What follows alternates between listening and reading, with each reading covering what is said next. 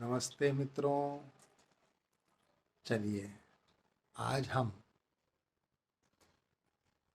Sales कैसे की जाए और सेल्स में हम कैसे सक्सेसफुल हों उसके बारे में आगे बात करते हैं।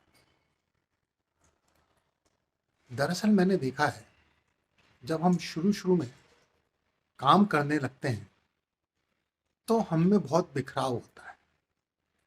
हमें पता नहीं होता कि हम किस रास्ते पर जाएं, कैसे जाएं, क्या करें। हम तो सिर्फ ये सोचते हैं कि चलो बैग उठाओ, मार्केट चलते हैं, किसी भी व्यापारी से मिलते हैं और उसको बोलते हैं कि भाई ऑर्डर दो। उसको अपने प्रोडक्ट के बारे में बता देते हैं अगर वो पूछता है तो, और उसको हम कहते हैं कि ऑर्डर दो। वो कहता है अभी नहीं, बाद में आना। कारण कि हम मन में ही खुद आश्वस्त नहीं होते, कॉन्फिडेंट नहीं होते कि हमें क्या बेचना है, किसको बेचना है, किस समय मिलना है, कब मिलना है और उसको क्या ऑफर करना है। सामने वाले की नीड क्या है, उसको किस चीज की जरूरत है, इस बारे में हम बिल्कुल भी चिंतन या मनन नहीं करते। हम तो सिर्फ जाते हैं, भाई साहब मैं XYZ कंपनी से आ रहा हूं, मेरा ये प्रोडक्ट है, आप लीजिए। वो कहता है नहीं भाई मेरे को नहीं चाहिए। और कई बार तो सेल्समैन इतनी बड़ी गलती करता है कि वो किसी बॉडी पार्ट वाले के पास में जाके कहता है कि आप इंजन का सामान लो, किसी टेलर के पास जाके कहता है कि आप कपड़ा खरीदो। तो उसको सबसे पहले कस्टमर आइडेंटिफाई करना पड़ेगा कि मेरा कस्टमर कौन है, मेरे को उसको क्या बेचना है। जब तक वो क्लियर नहीं होगा तब तक आपका माल नहीं बिकेगा, भले ही आपका माल कितना ही अच्छा क्यों नहीं हो। तो सबसे पहले हमें यह देखना चाहिए कि हमें क्या बेचना है और किसको बेचना है। उसके लिए सबसे पहले हमें सुबह उठकर थोड़ा सा होमवर्क करना पड़ता है। आपको बहुत लंबा होमवर्क करने की जरूरत नहीं है, 10-15 मिनट होमवर्क करने की जरूरत है। आप होमवर्क करिए, उसमें एक कागज पर लिखिए कि आप जो प्रोडक्ट बेच रहे हैं उसके इस शहर में कौन कौन से व्यापारी हैं। उन व्यापारियों का नाम लिख लीजिए। उसके बाद में आप उनको ग्रेडेशन कर दीजिए, A ग्रेड, B ग्रेड और C ग्रेड। फिर आप अपनी खुद की काबिलियत देखिए कि क्या आप A ग्रेड वाले व्यापारी को हैंडल कर पाएंगे या C ग्रेड वाले व्यापारी को हैंडल कर पाएंगे। यहाँ पे मेरा ग्रेड से मतलब ये है सेल्स है, कि जिसकी बहुत बड़ी सेल है,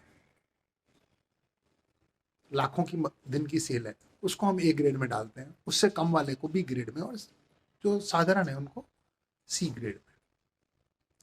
दूसरी बात, हमें ये आइडेंटिफाई करना होगा, हमें ये सोचना होगा कि हमको ये जो माल है आप बेच रहे हैं, ये होलसेल में बेचना है कि रिटेल में बेचना है। तो ये बात भी आपको डिसाइड करनी होगी। अगर आपको ये माल होलसेल में बेचना है तो आपको होलसेलर्स जितने भी शहर में हैं, ABCD ग्रुप के, उनकी एक लिस्ट बनानी पड़ेगी। वो लिस्ट बनाने के बाद में आपको ये डिसाइड करना पड़ेगा कि इनमें से कितने लोगों को आप जानते हैं और कितनों को नहीं जानते। जितनों को नहीं जानते उसको आप फिलहाल एक साइड में रख दीजिए। जिनको आप जानते हैं या पहचानते हैं, आप उनको फोकस कीजिए, उनको टारगेट कीजिए कि हाँ भाई आज मुझे XYZ ये 3 लोगों से मिलना है। ये आप अपने मन में आज सुबह एक संकल्प कर लीजिए कि मैं आज इन 3 व्यक्तियों से मिलूंगा। फिर आपको यह देखना है कि वो 3 व्यक्ति किस समय अवेलेबल रहते हैं। दूसरा, वो किस समय फ्री होते हैं ताकि वो आपसे बात कर सकें, आपको बैठ के सुन सकें। क्योंकि अगर आप उनके पीक आवर में चले गए तो वो आपको भली पहचानता होगा, वो आपको बैठाएगा, चाय पानी पिलाएगा, बट आपसे बात नहीं कर पाएगा, आपके प्रोडक्ट की तरफ वो कॉन्सेंट्रेट नहीं कर पाएगा। इसलिए आपने देखा होगा कि जो डॉक्टर्स होते हैं वो एक टाइम फिक्स कर देते हैं रिप्रेजेंटेटिव से मिलने के लिए कि भाई शाम को 7 बजे तक मेरी क्लिनिक है, आप 8 7:30 से 9 बजे तक आके हमसे मिलिए। उस समय वो डॉक्टर पूरी कंसंट्रेशन से आपके प्रोडक्ट को देखता है, सुनता है और समझता है।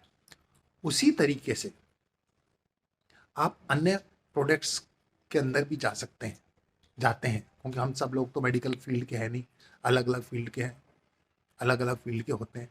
तब हमें भी ये देखना चाहिए, ये जानना चाहिए, या किसी तरीके अपने सोर्स से ये पता करना चाहिए कि वो व्यक्ति किस समय फ्री होता है, किस समय वो आपकी बात को ज़्यादा ध्यान से सुन सकता है या सुनेगा। वो टाइम आप उससे लेकर जाइए। या तो इसके भी 2 तरीके हैं, या तो पहले आप अपॉइंटमेंट ले लीजिए कि सर मैं आपसे मिलना चाहता हूँ, मैं इस प्रोडक्ट से हूँ, मैं आपसे मिलना चाहता हूँ, आप मुझे टाइम दीजिए। और अगर आपके उसके साथ रिलेशन है या पहचान है, आप सीधा वॉक इन भी कर सकते हैं। ये डिपेंड करता है आपके और उसके रिलेशंस के ऊपर, या आपकी और उसकी पहचान के ऊपर। और इसमें एक थोड़ा और पार्ट है कि आप क्या प्रोडक्ट बेच रहे हो, वो प्रोडक्ट कितना पावरफुल है, उससे भी बहुत कुछ वो होता है। कि समझ लो कि आप एक्साइड की बैटरी लेके जा रहे हो मार्केट, तो आपको अपॉइंटमेंट लेने की जरूरत नहीं है। आप किसी भी दुकान में घुस जाओ, बड़े से बड़े व्यापारी को, उसको जाकर कहो कि मैं एक्साइड बैटरी से आ रहा हूँ, तो वो आपको बैठा लेगा, आपसे बात करेगा, या कहेगा भाई साहब 10 मिनट ठहरो, मैं आपसे बात करता हूँ। इसी प्रकार आप टाइटन घड़ी या HM की घड़ी ये बेचने के लिए जा रहे हो, तो आप किसी भी शोरूम में जाके, या रोलेक्स लेके जा रहे हो, आप किसी भी शोरूम में जाके बोलो कि भैया मैं रोलेक्स बेचता हूँ, कंपनी से आ रहा हूँ, तो आपको बैठा के बात कर देगा। पर वही आप कोई छोटा प्रोडक्ट या देसी प्रोडक्ट या चाइनीज प्रोडक्ट लेके जाते हैं, तब आपको थोड़ी डिफिकल्टी होती है, पर माल तो अपने को बेचना है। या ऐसा प्रोडक्ट लेके जाते हो जिसको मार्केट में उसके बारे में ज़्यादा लोग अवेयर नहीं है, तब आपको व्यापारी से मेरे हिसाब से अपॉइंटमेंट फिक्स करना चाहिए और उसको जाके समझाना चाहिए। दूसरा, एक बात मैं आपको और अलग तरीके से बताता हूँ, जो शायद मार्केटिंग या सेल से संबंधित नहीं है, बट ये बहुत कारगर है और मैंने बहुत करी है। मैं जब सुबह अपना टारगेट बनाता था कि आज मुझे XYZ से मिलना है, बड़ा डीलर है, तो मन में मैं एक पूरा खाका खींच लेता था कि मैं दिन को 2 बजे जाऊंगा, वो खाना खा के उठा होगा, थोड़ी देर आराम कर रहा होगा, उस समय मैं अपनी एंट्री लूंगा और उसको अपने प्रोडक्ट के बारे में, क्योंकि उस समय मार्केट में भीड़ कम होती है, तो अपने प्रोडक्ट के बारे में समझाऊंगा, बताऊंगा। वो फ्री होगा तो अच्छी तरह से समझेगा, उस टाइम पे जनरली यही टाइम होता है, और उससे ऑर्डर लूंगा। ये मैं पहले से ही अपने विचार के अंदर दिमाग में ये विचार बना लेता था और ये विचार फेंक देता था कि आज का मेरा लक्ष्य ये है कि मैं इन 3 व्यापारियों से मिलूंगा। एक से दिन को 2 बजे मिलूंगा, एक को 3 बजे मिलूंगा, एक को 4:30 बजे मिलूंगा। और मैं ये देखता था कि उस समय जो मेरे, क्योंकि हम व्यापारियों को पहचानते तो हैं अपने लाइन के, तो मैं जिस समय जाता था वो व्यापारी खाली बैठा होता था, और कई बार तो ऐसा लगता था जैसे वो मेरा वेलकम कर रहा है। मैं जाके उसको अपने प्रोडक्ट के बारे में, अपने डिस्काउंट स्ट्रक्चर्स के बारे में, अपनी टर्म्स एंड कंडीशंस के बारे में उन्हें बताता था। एक चीज बहुत इंपॉर्टेंट होती है किसी भी व्यापारी के लिए, किसी भी सेल्समैन के लिए, जब भी सेल्समैन किसी व्यापारी के पास जाता है, सबसे पहले अपने प्रोडक्ट को वो हाईलाइट करे, बताए उसकी खूबियां क्या हैं, क्या उसकी मार्केट वैल्यू है, क्या उसका मार्केट शेयर है, आपके शहर में नहीं तो पूरे कंट्री के अंदर, कंट्री में और विदेशों में हमारा क्या मार्केट शेयर है, हमारी क्या क्वालिटी है, हमारी क्या स्टैंडिंग है, ये सबसे पहले बताए। और उसके बाद में ये बताए कि आपकी प्रॉफिटेबिलिटी क्या है। आप मेरा प्रोडक्ट खरीदोगे तो आपको उसमें कितने परसेंट प्रॉफिट मिलेगा, क्योंकि व्यापारी को इससे कोई मतलब नहीं है कि वो क्या बेच रहा है। भले वो सोना बेचे और उसको आधा परसेंट मिले, उसका इंटरेस्ट कम होता है, क्योंकि उसको प्रॉफिट देखना है। और वही अगर चांदी बेचे और उसको 20% प्रॉफिट मिले तो वो चांदी ही बेचेगा, वो क्यों सोना बेचेगा। आप भी अगर उसकी जगह होंगे तो आप तो वही देखेंगे ना, भाई मेरी जेब में मेरे घर कितना जा रहा है। तो उसको आप सबसे पहले, सॉरी, उसको दूसरे नंबर पे उसकी प्रॉफिटेबिलिटी दिखाइए कि साहब आप मेरा प्रोडक्ट बेचोगे तो आपको कम से कम 10 से 15% प्रॉफिट मिलेगा। उसके बाद में उस व्यापारी को अगर देखिए कि उसका इंटरेस्ट बढ़ रहा है, तब आप उसको नेक्स्ट स्टेप में ये बताइए कि साहब हमारी मार्केटिंग स्ट्रेटेजी क्या होगी। हम हर गली में, हर नुक्कड़ पे अपने डीलर्स नहीं बनाएंगे। अगर बहुत बड़ा शहर है, दिल्ली जैसा शहर है, तो साहब हम ईस्ट वेस्ट नॉर्थ साउथ और सेंट्रल में एक एक व्यापारी बनाएंगे।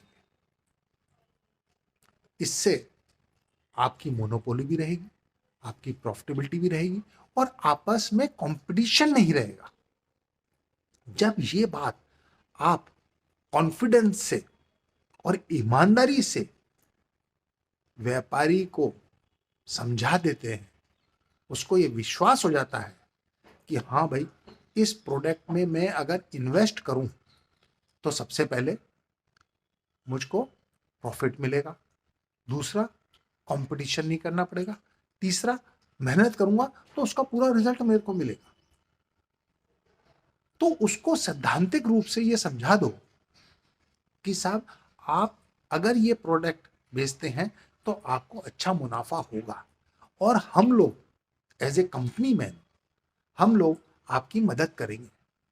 हम आसपास के एरिया में जाके इस प्रोडक्ट को फैलाएंगे, उसके बारे में लोगों को जागरूक करेंगे। जिस जैसा आप बताओगे, जैसा आप निर्देश दोगे, जैसा आप गाइड करोगे कि साहब मेरी इस मार्केट में आप ये काम करिए, तो हम वो करेंगे। ये मेरा भरोसा है कि अगर आप ये तीनों चीजें बताने में और उसको समझाने में, कन्विंस करने में कामयाब हो गए, तो आपका ऑर्डर निश्चित है।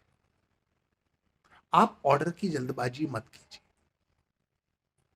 क्योंकि जैसे ही आपने उसको प्रॉफिट दिखाया, आपको पता होता है कि कितना प्रॉफिट से आदमी, जब आप बात करते तो पता लग जाता है इस आदमी को कितने प्रॉफिट से खींच लूंगा।